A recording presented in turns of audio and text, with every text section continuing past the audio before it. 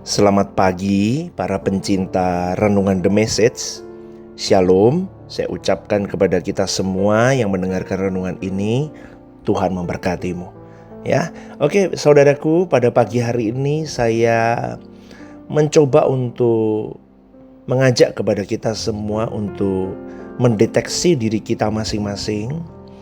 Apakah kekristenan yang kita miliki itu hanyalah kekristenan yang menjadi agama yang diwariskan oleh nenek moyang kita, lingkungan sekitar kita dari generasi ke generasi.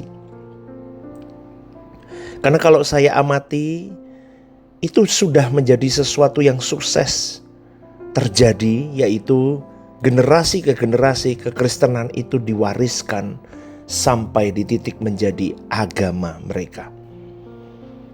Tapi di balik kesuksesannya itu ada manuver kuasa kegelapan yang ikut bekerja di dalamnya. Yang akhirnya membuat pewaris kekristenan itu yang hanya sebagai agama itu mulus berjalan sampai hari ini.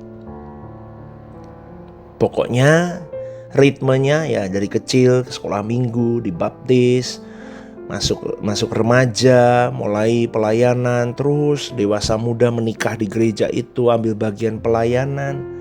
Udah gitu pulang pergi gereja, ambil bagian pelayanan, udah gitu aja.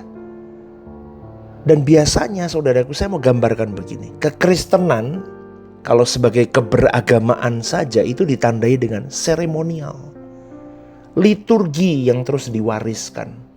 Ya begini, gereja itu harusnya begini, A, B, C, D urutannya begitu. Tapi kalaupun ada perubahan ya, perubahan itu hal-hal yang tidak sulit dilakukan. Ya, dan ciri lain kekristenan yang menjadi keberagamaan adalah memiliki standar kelakuan baik atau hidup di dalam norma umum manusia. Atau norma yang memang dikenal di dalam Alkitab, dalam kehidupan bangsa Israel itu seperti 10 perintah Allah, dekalog itu. Jangan membunuh, jangan berzina, jangan ini, jangan itu. Begitulah, pokoknya norma umum, norma hukum kehidupan. Keberagaman juga ditandai dengan dominasi tokoh. Jadi peran pemimpin agama dominan di dalam kehidupan umat. Tetapi saudaraku, kalau kekristenan sebagai jalan hidup, bukan keberagamaan, itu tidak mudah loh diwariskan. Dan inilah yang sudah disunat, yang dihabisi, yang dipotong oleh kuasa kegelapan. Supaya kekristenan sebagai jalan hidup itu tidak terwariskan kepada generasi di bawah kita. Bahaya saudaraku. Saya ngomong begini karena ini menjadi pergumulan saya di dalam penggembalaan saya, saudaraku. Ketika saya mengerti suara kebenaran ini, saya langsung menangkap poin ini. Karena sejatinya kekristenan itu jalan hidup, tidak bisa ditawar. Kekristenan itu bukan agama, tapi jalan hidup. Artinya apa? Jejak hidupnya Tuhan Yesus itu sendiri. Itulah kekristenan. Dan jejak hidup Tuhan Yesus itu harus diwariskan dari generasi ke generasi. Makanya saya selalu berkata apa? Jadilah papa dan mama yang cerdas dalam Tuhan. Takut akan Tuhan, gentar akan Tuhan, memperhatikan perasaan Tuhan. Kalau papa mamanya aja sembarangan sama Tuhan, warisan apa yang mau kau berikan kepada generasimu? Oh, saya wariskan harta, pasal nggak ada guna. Habis kalau anakmu rusak. Oh, aku wariskan belajar di sekolah yang terbaik, nggak ada guna. Dihajar dengan kehidupan, dia nggak punya basic kekuatan jalan hidup dari Tuhan itu sendiri. Habis orang itu. Makanya generasi sekarang lihat, dikit-dikit bunuh diri saudaraku. Bundir, dikit-dikit bundir. Dikit-dikit ini, dikit-dikit jalan keluarnya apa? Healing, makanya banyak yang healing. Hati-hati loh saudaraku. Ya, maka sekali lagi saya mau mengajak kepada kita semua, ya, yang diwariskan itu adalah jalan hidupnya Tuhan Yesus, bukan jalan hukum. yaitu bagaimana orang percaya harus menjalani hidup seperti yang Yesus jalani. Dan itu tidak mudah. Karena tiap masa, tiap waktu, tiap zaman punya tantangannya yang berbeda-beda dan berubah-ubah. Tapi kehidupan seperti yang diselenggarakan Tuhan Yesus itu harus tetap eksis di setiap zaman kehidupan manusia. Tidak boleh berubah. Termasuk di zaman kita ini. Tuhan Yesus berkata bahwa ibadah bagi umat perjanjian baru itu menyembah di dalam roh dan kebenaran. Dan ini harus dimengerti oleh semua pengikut Kristus. Penyembahanmu harus di dalam roh dan kebenaran. Sudah bukan lagi di dalam pola keberagamaan. Tapi jalan hidup dalam roh dan kebenaran. Dan ini tidak mudah diwariskan. Tidak bermaksud mengesampingkan dalil teologi atau doktrin yang ada ya saudaraku. Tetapi kekristenan itu adalah jalan hidup. Doktrin teologi ataupun dalil-dalil itu penting untuk mengembalikan kekristenan pada Injil yang murni. Tetapi kita harus tahu bahwa fokus atau inti daripada kekristenan itu yaitu diri Tuhan Yesus itu sendiri. Itu inti dari kekristenan. Karena kekristenan tanpa Kristus, kau tidak bisa sampai kepada Bapa Elohim Yahweh. Dan Bapa tidak bisa menerima kualitas selain kualitas anak tunggalnya itu. Maka mau tidak mau, saudaraku, kekristenan kita adalah Yesus itu sendiri. Maka hukum kehidupan kita, pribadi Tuhan Yesus itu sendiri. Jadi sekuat dan seteguh apapun doktrin seseorang, namun kalau hal itu tidak membuat manusia menjadi segambar dan serupa dengan Allah, yang modelnya itu putra tunggal Bapa itu, Tuhan Yesus, berarti kekristenannya gagal dicapai. Tapi masalahnya saudaraku, seperti Yesus itu gimana, pastor? Begini saudaraku, seperti Yesus itu adalah sikapmu, tindakanmu, perilakumu yang di dalam segala hal itu sesuai dengan pikiran dan perasaan Allah. Itu seperti Yesus. Berarti setiap individu harus berurusan dengan Allah. Berarti setiap individu harus bersentuhan dengan Allah. Maka milikilah hati yang merasa miskin tentang pengenalan akan Allah. Maka di situ Anda akan terus berjuang untuk haus dan lapar akan Dia. Udah deh, letakkan semua kognitifmu sepandai apapun, tetaplah merasa kau belum apa-apa di hadapan Tuhan. Melalui renungan begini, doa pribadi, khotbah-khotbah yang benar ya, dan sarana-sarana lain dalam gereja lokal dan semuanya itu menjadi sarana untuk merangsang gairahmu untuk menemukan Tuhan lebih murni, lebih tulus. Sampai di titik tertinggi kamu bisa face to face dengan Tuhan. Amin gak saudaraku? Ya, sebaliknya kalau seseorang sudah merasa mengenal Allah, wah sekolah teologi, merasa pintar, itu orang itu akan berputar di situ aja, berparkir di situ.